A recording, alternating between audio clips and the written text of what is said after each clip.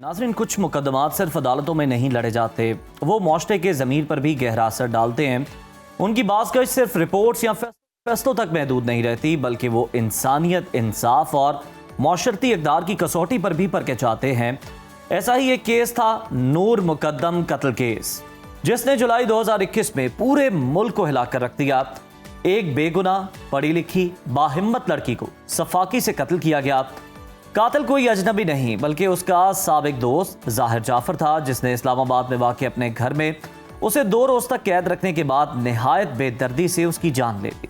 इब्तदाई तहकीकात, गिरफ्तारियां, चलान, ट्रायल्स और फिर अदालतों के कई मराहिल तय करते हुए बिलाखिर गुज़िश्ता रोज़ सुप्रीम कोर्ट ऑफ पाकिस्तान ने ज़ाहिर जाफर की अपील मुस्तरद करते हुए सज़ाए मौत को बरकरार रखा। अदालत ने अपने फैसले में करार दिया कि जुर्म साबित है और ये सज़ा इंसाफ के ऐन तकाज़ों के मुताबिक है। इसी हवाले से मज़ीद जानते हैं, इस्लामाबाद से हमारे नुमाइंदे मौजूद हैं। अदील सर हमारे साथ हैं। अदील, बताइएगा, सुप्रीम कोर्ट की जानिब से दिए जाने वाले फैसले के अहम निकात से तफसीलन आगाह कीजिए और साथ ही साथ हमें ये भी बताइए कि फैसला कानूनी और समाजी लिहाज से कितना अहम समझा जा रहा है।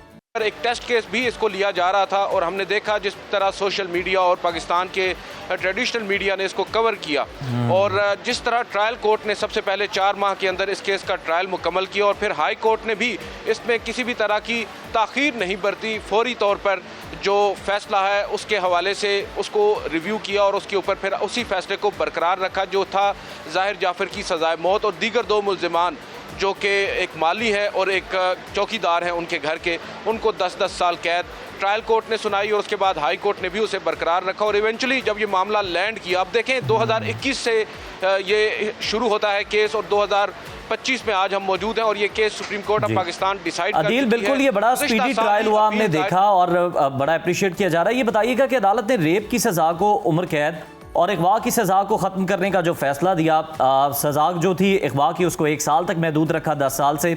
इस पर कानूनी माहिरीन और मुतासरा ख़ानदान का क्या रद्द अमल अब तक सामने आया? देखें, मुतासरा ख़ानदान हो या कानूनी माहिरीन हो, एक बात तो यहाँ पर बिल्कुल वाज़ेह है और जैसा कि आपको मालूम है, कल जस्टिस हाशिम काकर साहब ने, जो कि बेंच के सरबराह हैं, उन्होंने ये ऑब्जर्वेशन भी दी कि शायद उनके अदालती करियर की ये पहली कैपिटल पनिशमेंट है, सज़ाए मौत है, जो उन्होंने बरकरार रखी है।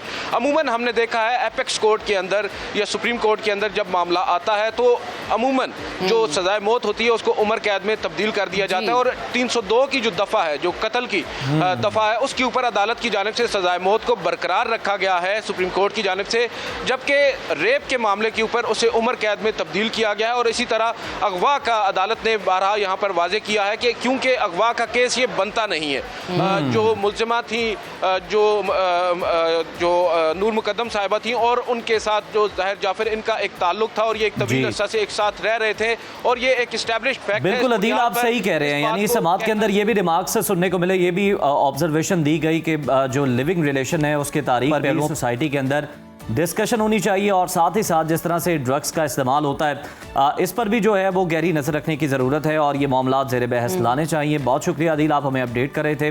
तो नाज़रीन, इसके साथ ही हमारे प्रोग्राम का वक्त जो है वो ख़त्म हो चुका है। आपसे इजाज़त लेते हैं, कल दोबारा आपकी खिदमत में हाजिर होंगे। तब तक के लिए अल्लाह हाफ़िज़।